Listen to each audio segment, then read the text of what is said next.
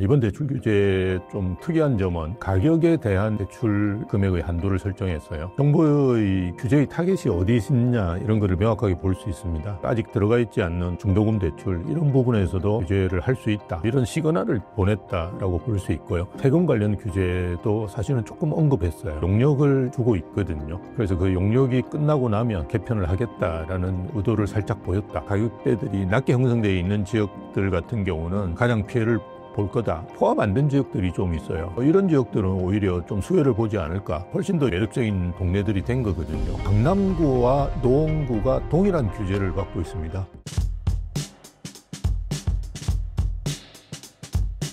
안녕하십니까. 저는 미국 IAU에서 교수로 재직하고 있는 심영석이라고 합니다. 오대방 부동산이라고 우리나라에서 제일 큰 중개 플랫폼을 설립해서 현재까지 운영하고 있습니다. 감사합니다.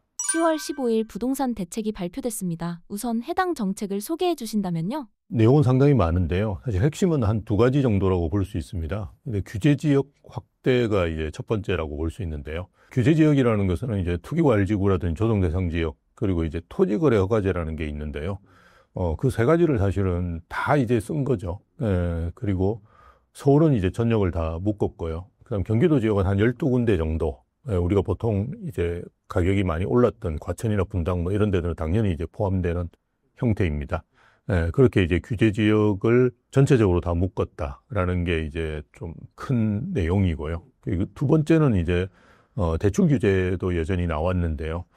이번 대출 규제 좀 특이한 점은 그동안은 이제 6억 이상은 대출을 안 해준다라고 해서 대출 금액에 대한 한도를 설정했었는데요. 이번에는 주택 가격에 대한 이제 대출 금액의 한도를 설정했어요. 15억 이하는 이제 예전과 똑같이 6억까지는 대출이 가능하다.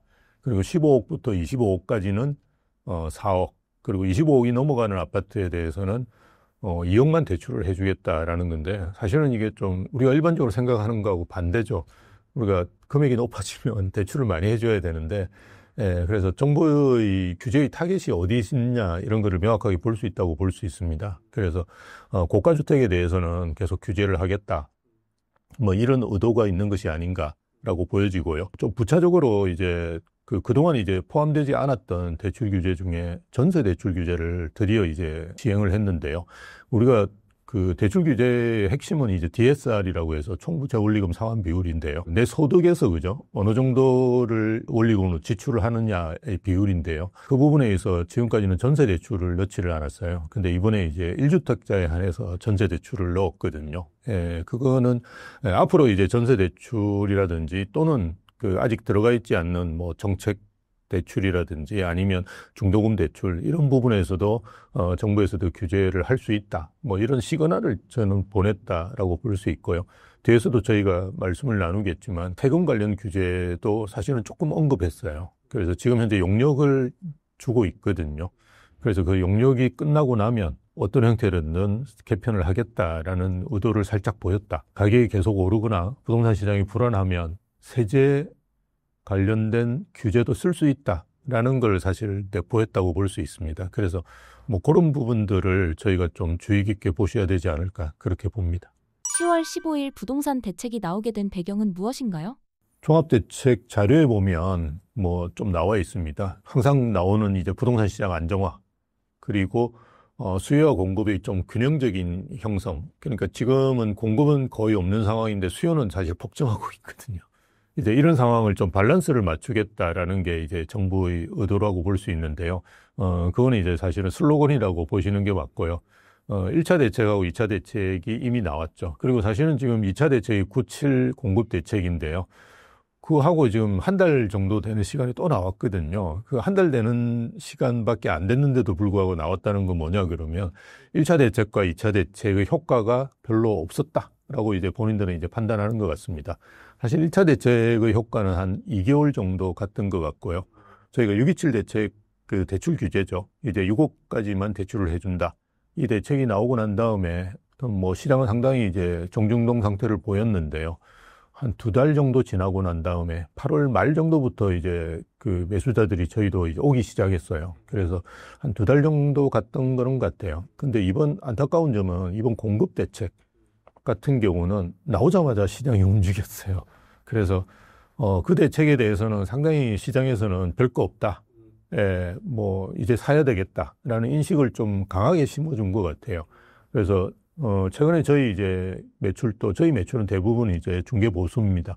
보수인데 5, 6월 달에 이제 되게 많이 나왔고요. 9월 달에도 상당히 많이 나왔습니다. 그래서 그런 걸 보면 9월 달에 거래는 많이 됐다는 거거든요. 그래서 대책이 나오자마자 이런 거래가 많이 됐다는 것은 대책에 대한 효과를 시장에서는 정부의 의도와는 다르게 이제 해석했다라고 볼 수 있는 거죠. 그래서 첫 번째하고 두 번째 대책의 효과가 별로 없었다는 점이 이번 대책을 나오게 된 배경인 것 같고요. 또 하나는 우리 자료에도 보면 그 유동성이라든지 금리에 대한 이야기들이 꽤 나옵니다. 그래서 이미 예정되어 있는데요. 한국은행에서 기준금리를 결정하는 시점이 10월 23일입니다. 그래서 다음 주거든요. 그런데 기준금리가 물론 뭐 어떻게 될지는 저도 잘 모르겠지만 인하될 가능성도 상당히 있다.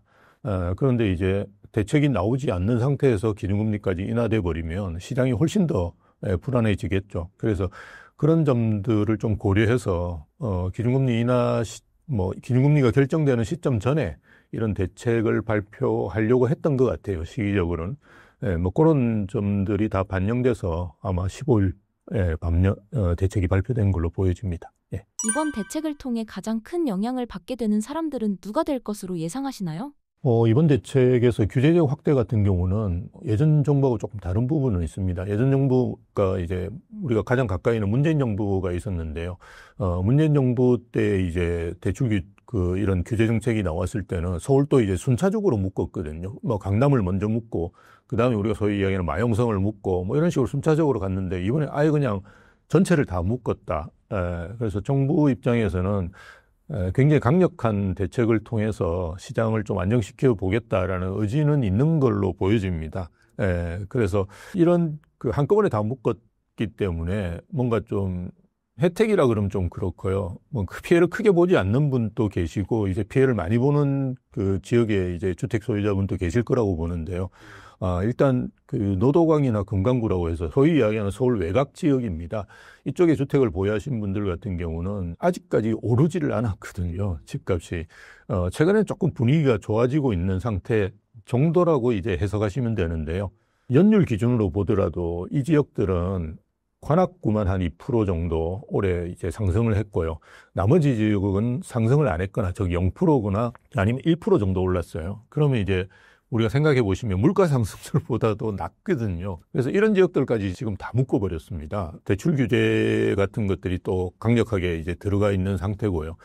이런 상태다 그러면 이런 서울 외곽 또는 뭐 경기도 외곽 또는 경기도에 이제 그 요번에 지정된 지역 중에 다 이제 그 좋은 지역은 아니거든요. 12개 지역 중에 좀 나름대로 이제 가격대들이 낮게 형성되어 있는 지역들 같은 경우는 저는 이제 가장 피해를 볼 거다라고 봅니다. 이제 마포 지나서 뭐 그 소위 이야기해서 서대문, 동대문 이런 쪽으로 이제 퍼져나가는 상태에서 조금 있으면 이제 우리도 가격이 오르겠구나 이렇게 생각했던 주택 소유자분들은 거의 철퇴를 맞았다고 보시는 게 맞아요. 그래서 더 이상 아마 가격 오르는 흐름은 중단되지 않을까.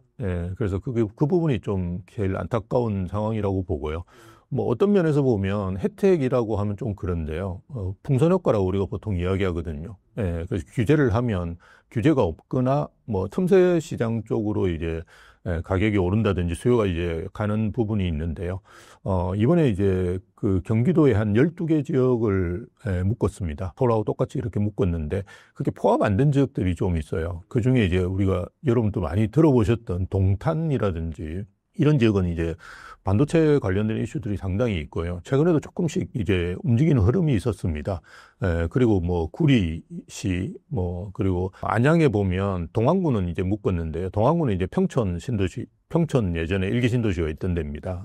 거기는 묶었는데 만안구는 안 묶었거든요. 근데 만안구 같은 경우도 뭐 GTX라든지 아니면 월판선 같은 그 교통 호재들이 있습니다. 그게 이 정부에서는 대부분 개통을 하거든요.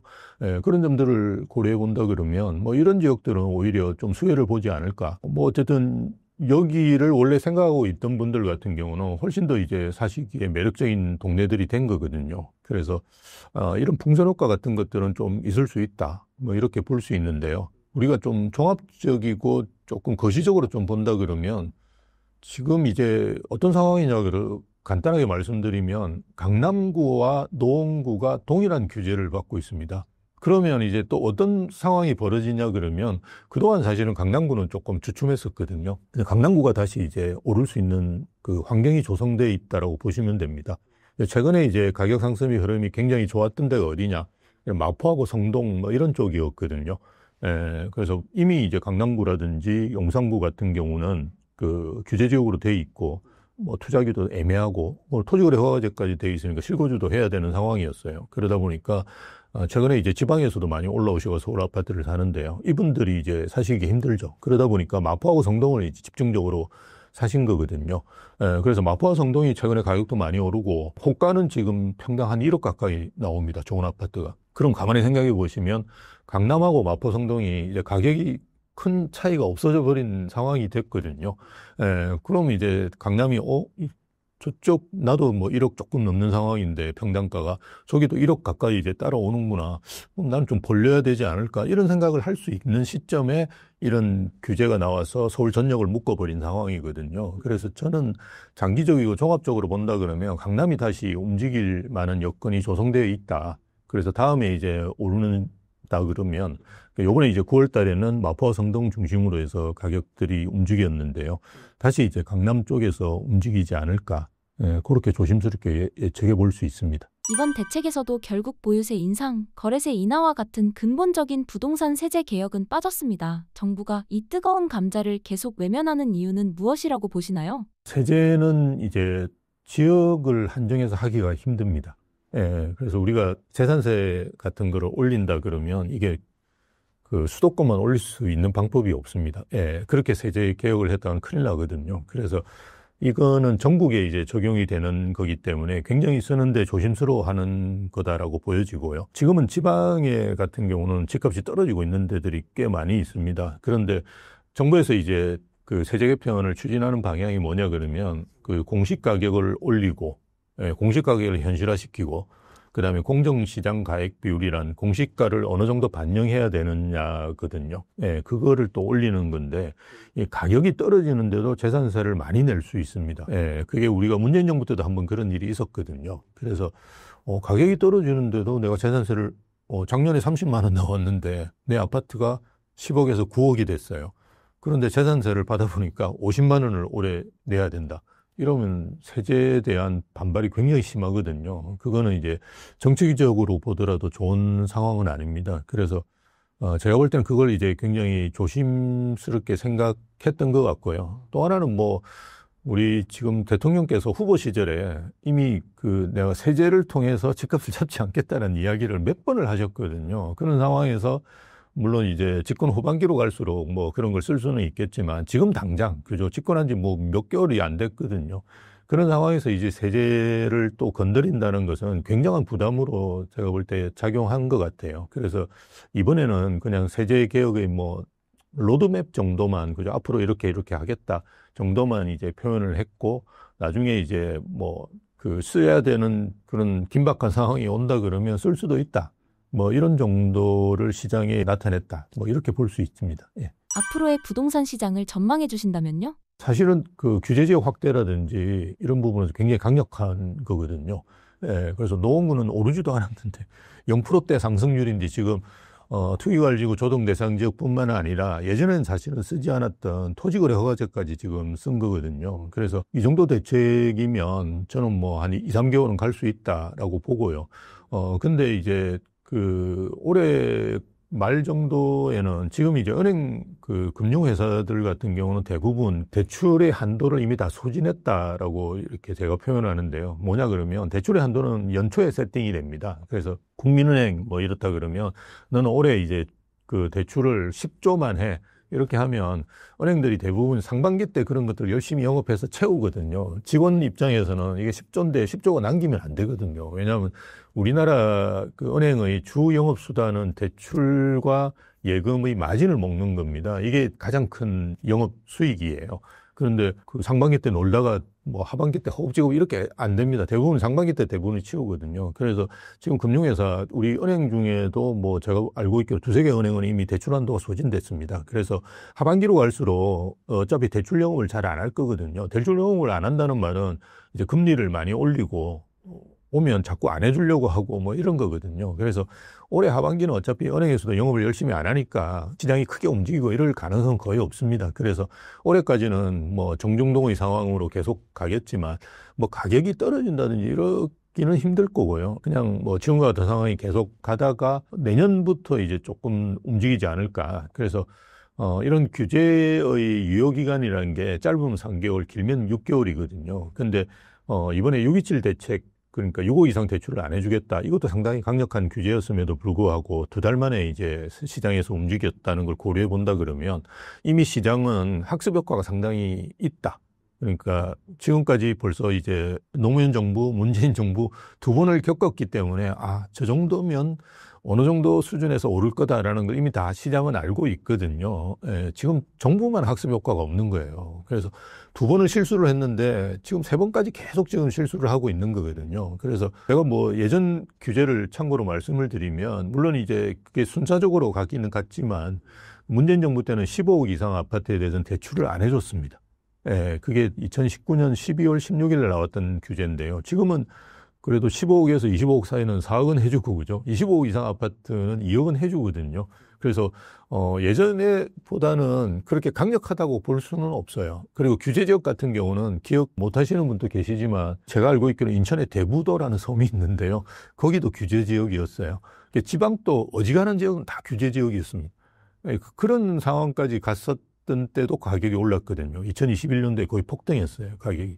그러니까 이게 오래 가지는 않을 거다라는 거 대부분 아십니다. 근데 그 유효기간이 어느 정도냐? 이게 이제 문제인데요. 제가 볼 때는 뭐 한 3개월 정도는 이제는 가기 힘들다. 왜냐하면 아까 말씀드렸듯이 시장은 이제 주택 소유자분이라든지 이런 분들이 가지고 있는 학습 효과가 너무 엄청난 거예요.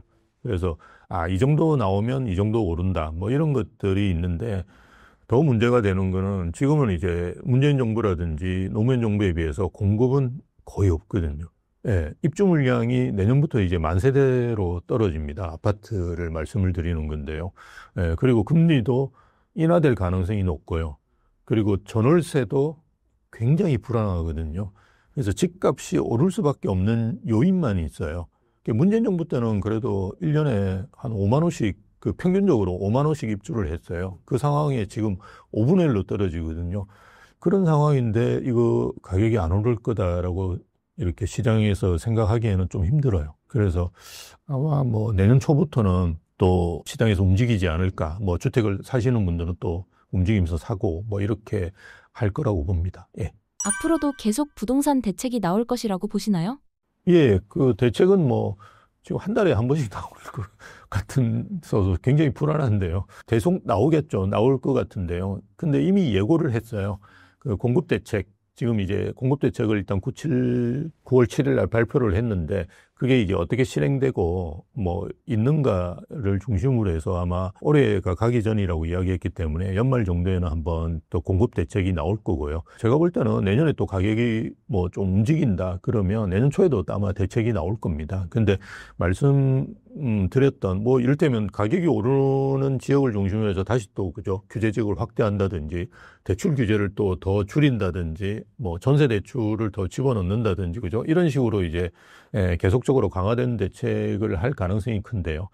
아마 그 내년 초까지도 세제 관련된 그런 규제는 나오지 않지 않을까. 왜냐하면 이 정부가 이제 제일 고민하는 게 이제 정치적인 이슈거든요. 근데 내년 6월 3일 날 지방선거가 있습니다. 서울시 같은 경우는 탈환하고 싶어 하는 것 같아요. 되게, 최근에도 이제 우리 그 토지거래 허가제 같은 경우는 나도 할 수 있도록 지금 법을 개정하고 있는 상황 정도니까요. 그래서 그런 걸 고려해 본다 그러면 아마 그 지방선거에 악영향을 미칠 그 큰 이제 그런 규제들은 안 할 가능성이 큰데 그게 아마 제가 생각할 때는 세금인 것 같아요. 뭐 용역해서 그죠? 용역이 나오고 또 그에서 또 만들고 이러다 보면 내년 초에도 나오기 쉽지 않을 것 같고요. 그래서 세제를 제외한 대부분의 정책들은 계속 이제 강화되는 거죠. 이제 규제 지역은 확대되고 대출 뭐 이번에 1주택자에 대해서 그죠. 전세 대출 또 DSR에 넣었거든요. 다음엔 이제 다주택자 뭐 넣고 무주택자도 넣고 이런 식으로 계속 이제 강화된 것들을 할 가능성이 크고요. 그래도 안 되면 이제 정책 대출, 우리가 보금자리론이라든지 디딤돌 대출 이런 게 있거든요. 그런 것도 이제 집어넣고 이런 식으로 계속 강화를 하겠죠. 그런 방향으로 아마 규제는 계속 나올 가능성이 크다라고 봅니다. 3차 대책 이전까지의 서울 집값 상황을 알려주신다면요? 그 말씀드렸죠. 6.27 대책 나오고 한 8월까지는 좀 잠잠했던 것 같아요. 그러다가 이제 8월 말부터 움직이기 시작했고요. 9.7 대책 나왔는데 별 게 없다. 이러면서 이제 시장은 완전히 다시 사자로 돌아선 걸로 보여집니다. 그래서 가격 같은 경우도 이제 마포라든지 성동 이런 그 9월 달에 이제 가격을 이끌었던 지역들을 중심으로 해서는 주간 단위 아파트 가격이 거의 뭐 0.5에서 1% 가까이 이렇게 올랐거든요. 그래서 우리가 0.5% 주간 단위로 오른다는 게 어느 정도냐 그러면 연율로 따지면 거의 한 30% 되는 거고요. 1% 가까이 오른다 그러면 이게 거의 50% 정도 수준입니다. 그러니까 어마어마하게 가격이 많이 올랐고요. 우리가 심리적으로 상당히 좀 과열됐던 것 같아요. 그래서 매매 수급 지수라고 있는데요. 이게 뭐 심리 지수입니다. 우리가 통칭적으로 이야기하는 이 부분이 한 120까지 갔었어요. 그 기준점이라고 보시면 됩니다. 이게 뭐 그 한 100에서 왔다 갔다 하다 갑자기 뭐 10, 20%포인트 올랐거든요. 그래서 시장은 상당히 좀 과열 상태로 이렇게 됐는데요. 그거는 대통령께서 100일 기념 기자회견인가 그때 이제 계속 규제하겠다라고 이야기를 했거든요. 그러니까 규제하기 전에 사자. 이런 게 거의 이제 패닉 바잉까지는 아닌데요. 어쨌든 상당히 많이 몰렸던 것 같아요. 특히나 규제라는 게 잘 아시다시피 뭐 대출 규제하고 규제 지역 확대 이거는 대부분 예상하고 있거든요. 그래서 지금이라도 사면 대출을 그래도 6억 원 받을 수 있다 이런 생각이었는데 최근에 뭐 어저께 나온 우리 10월 15일 날 나온 대책을 보면 이제 4억, 2억으로 줄었지 않습니까? 그러니까 사실은 뭐 시장은 현명한 판단을 한 거죠. 내가 6억이라도 대출 받을 수 있을 때 사자 이렇게 했던 것 같고요. 또 지방에서 이렇게 올라와서 사시는 분들 같은 경우는 후기관리지구라든지 이렇게 되면 그 취득세가 이제 8%로 올라갑니다. 그런 것도 있고 또 토지거래 허가제 이렇게 지정이 되어버리면 어서 살아야 되거든요. 지방에 계신 분들이나 또는 수도권에 계신 분들이 서울에 갑자기 내가 2년을 살아야 된다. 이거는 사실은 쉬운 상황이 아니지 않습니까? 그러다 보니까 9월 달에 상당히 이제 몰려서 사신 것 같아요. 특히나 이제 추석 즈음 해서 또 이렇게 모여가지고 이야기해 보니까 뭐 별거 없네. 빨리 사야 된다. 이런 이야기가 많이 나왔을 거라고 봐요. 그래서 추석 지나고 나서도 굉장히 이제 몰렸던 걸로 보여지고요. 또 하나는 지금 토지거래 허가제 이런 것들은 16일부터 적용이 됩니다. 10월 16일부터. 그런데 토지거래 허가제 같은 경우는 20일까지 유예기간이 좀 있어요. 그래서 아마 한 5일 정도, 이번 주까지도 아마 이런 더 살려고 하는 수요들은 조금 더 있지 않을까 그렇게 보여집니다. 지난 6.27 대출 규제와 9.7 공급 대책에도 집값이 과열 양상을 보이고 있습니다. 지난 문재인 정부의 부동산 정책 실패를 반복하고 있다는 비판에 대해 어떻게 생각하시나요? 저도 좀 안타까운데요. 아마 본인은 할 수 있다라고 생각하는 것 같아요. 제가 예전에 관심이 있어가지고 꽤 연구했던 주제가 뭐냐면 실패하기인데요. 그러니까 실패하기 가장 이제 핵심은 뭐냐 그러면 계속 실패하지 사람들이 이런 걸 조사를 해보면 나는 할 수 있다라는 생각을 한다라고 합니다. 근데 사실은 별로 다르지는 않거든요. 우리가 뭐 비슷한 사람이 정책 결정을 하는 거고요. 시장은 항상 뭐 그 정책에 맞춰가지고 또 유동적으로 움직이는 거고요. 이런 걸 다 고려해야 되는데 나는 할 수 있다라는 생각을 하는 것 같아요. 그러다 보니까 이제 같은 실수를 계속 반복하고 있는데 좀 안타깝죠. 왜냐하면 지금 2번 실패를 해서 사실은 정권을 뺏긴 거고요. 이번에도 또 이게 실수를 계속하고 있는 거거든요. 제가 볼 때는. 본인은 이제 집값을 잡을 수 있겠다 생각하지만 지금 여러 상황이 예전보다도 더 안 좋은 상황에서 이런 대책을 쓰고 있는 거거든요. 그래서 뭐 우리가 뒤에서 이제 매물에 대한 이야기도 하겠지만 그런 상황에서 계속 이제 이런 실패를 반복한다는 건 장기적으로 보면 아마 뭐 정권 말기 정도 가면 가격이 많이 올라 있을 거예요. 그러면 사실은 정치적으로 뭔가 해석을 해서 본인들이 규제를 계속 하고 있는 거라고 보여지는데요. 정치적으로 별로 좋은 결과를 내기가 힘들 것 같아요. 그래서 좀 예전에 그런 실패했던 부분들을 좀 반성을 해서 그죠? 학습을 한 후에 그게 맞춰가지고 대책을 내야 되는데 사실은 우리가 가만히 생각해보면 문재인 정부랑 똑같이 가고 있는 거거든요. 대신에 좀 과감하게 여러 지역들을 많이 묶는다는 것만 차이가 있는데요. 별로 이제 시장 반응은 다르지 않을 거고요. 그래서 좀 안타깝긴 한데 아마 본인은 할 수 있다라는 생각을 계속 하는 것 같아요. 예. 교수님께서 생각하시기에 현재 부동산 과열을 막기 위해 정부가 취해야 할 가장 시급한 단기 처방과 근본적인 장기 해법은 각각 무엇이라고 보십니까? 지금은 일단 공급을 만들어낼 수 있는 부분에서 신규 공급은 불가능하거든요. 정부에서 9.7 대책을 내놨는데 시장이 굉장히 그죠? 아무것도 없네 이러면서 반응을 했던 이유는 우리나라가 이제 아파트를 공급해야 되는데 한 1,000세대 정도 되는 아파트를 공급해야지 주택 수요자가 만족하잖아요. 이거는 죽었다 깨어나도 할 수가 없습니다. 일단 토지를 매입하고 그죠? 그 인허가 받고 뭐 이렇게 하는데도 시간이 많이 걸리거든요. 한 2, 3년을 훌쩍 지나가 버리는데 그리고 요즘은 또 예전하고 다르게 짓는데도 한 4년, 5년씩 걸립니다. 그러니까 공사 현장 자체가 안전이나 환경에 대한 규제들이 많아졌거든요. 그래서 굉장히 시간이 많이 걸립니다. 그런 상황에서 계속 공급을 대책을 내놓는 거는 사실 저는 의미 없다고 봐요. 그래서 우리가 공급 중에는 신규 공급도 있지만 기존 주택이 매물을 나오게 할 수 있는 방법도 있거든요. 근데 규제를 하면 일단 나오지를 않습니다. 그래서 올해 우리가 서울시 같은 경우는 매매 매물 같은 경우가 한 9만 건 정도 있다가 지금 한 7만 5천 건 정도로 줄었어요. 15,000 건의 매물이 없어져 버렸거든요. 근데 그 없어진 매물들이 주로 어디에 있느냐 그러면 우리가 소위 알고 있는 주거 선호 지역입니다. 예, 성동구가 50% 줄었어요. 예, 매물이. 그래서 왜 이런 지역들 뭐 서초구 이런 데도 비슷하고요. 한 4, 50%다 매물이 줄어버렸어요. 토지거래가 허가제를 시행을 하니까 이제 새끼 매물은 팔 수가 없거든요. 그런 상황이 되니까 뭐 팔리지 않으니까 그냥 매물 걷어들이고 뭐 이러는 상황들이 계속됐던 거거든요. 그래서 이제 규제 지역을 이렇게 확대시켜버리면 문제가 뭐냐 그러면 노원구도 이제 매물을 못 팔거든요. 그러면 노원구도 이제 걷어들이겠죠. 그러면 서울에 있는 매물들은 급격하게 줄어듭니다. 그래서 신규 매물이 지금 거의 없는 1년에 10,000세대가 입주할까 말까 하는 시점에서 기존 매물까지 지금 다 줄여버리는 정책을 쓰고 있는 거거든요. 그러니까 이런 정책을 쓴다는 것은 굉장히 위험하다, 시장에서. 뭐 특히나 이제 매매 매물뿐만 아니라 전월세 매물도 같이 이제 없어질 수밖에 없는 상황을 만들고 있다. 뒤에서도 좀 우리가 이야기가 나오겠지만 일단 실거주를 해야 되거든요. 그럼 전월세 매물도 같이 없어져 버립니다. 그래서 모든 매물을 지금 다 줄이는 방향으로 가고 있는데 이건 되게 위험하다. 그래서 매물이 나올 수 있는 방향으로 좀 정책을 쓰는 것이 저는 필요하다라고 보고요. 그럼 규제를 좀 일정 부분 완화시켜주는 방식을 좀 고민해야 된다. 그다음 두 번째는 그 주택 수요라는 거는 사라지지가 않거든요. 우리가 이제 주식 같은 경우는 내가 안 하면 그만이거든요. 그 시장에서 떠나버리면 주식 시장에서 내가 참여하는 사람이 안 됩니다. 그러면 자연스럽게 수요가 줄 수가 있는데요. 주택 수요는 이게 없어질 수가 없습니다. 왜냐하면 내가 살더라도 집을 안 사면 그냥 전월세를 살아야 되잖아요.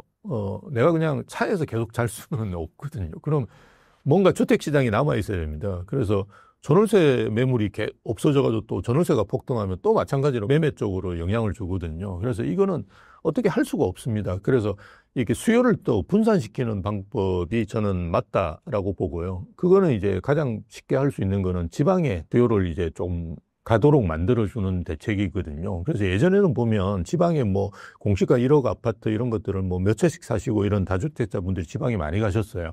그래서 그런 수요를 이제 틈을 뚫어줘야 되는데 그러게 하기 위해서는 똘똘한 한 채로 쏠리는 거죠. 이 수요를 없애야 됩니다. 근데 지금과 같이 규제를 계속하면 이거 똘똘한 한 채는 계속 갈 수밖에 없거든요. 앞에도 제가 뭐 강남이 다시 움직일 거다 하는 거는 노원구나 강남구나 똑같으면 사람들이 당연히 이제 똘똘한 한 채로 가게 되고요. 자산가들.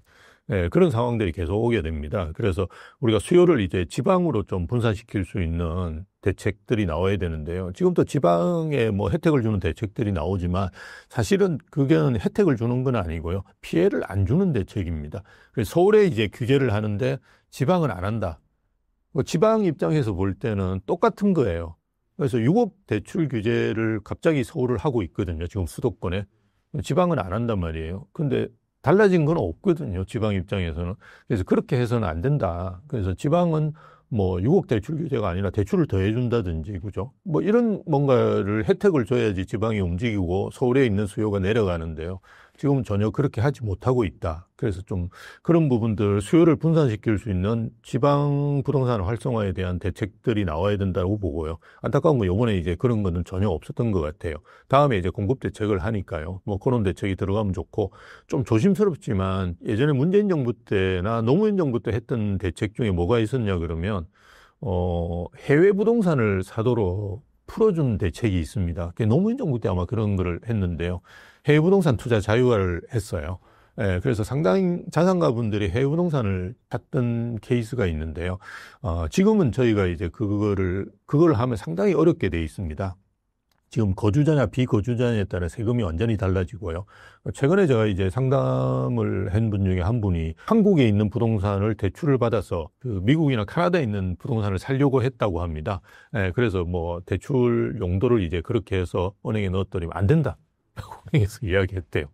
그래서 한국 부동산 사야지 왜 해외 부동산 사냐라고 이야기했답니다. 그래서 제가 그 말을 듣고 깜짝 놀랐어요. 지금과 같은 상황에서는 오히려 해외 부동산 산다 그러면 정말 권장을 해줘야 되거든요. 예, 그런데 한국 부동산 사라고 은행에서 이야기를 했답니다. 그래서 이런 것도 좀 조심스럽긴 합니다. 우리가 이제 어떤 면에서 보면 어떤 분들은 이제 국부 유출된다라고 막 이야기할 수 있거든요. 근데 지금은 수요가 계속 서울시장으로 집중되고 있으니까 이 수요를 분산시켜야 되는데 지방으로 안 간다 그러면 이거 뭐 해외 부동산을 살 수 있도록 좀 한시적으로 아마 세제를 좀 풀어줄 수 있거든요. 그리고 해외 부동산 중에 지금 일본이라든지 이런 쪽은 상당히 좋습니다. 그래서 뭐 사셔가지고 대출도 거기는 이자도 거의 없고요. 예, 그리고 뭐 양도세 이런 것도 없습니다.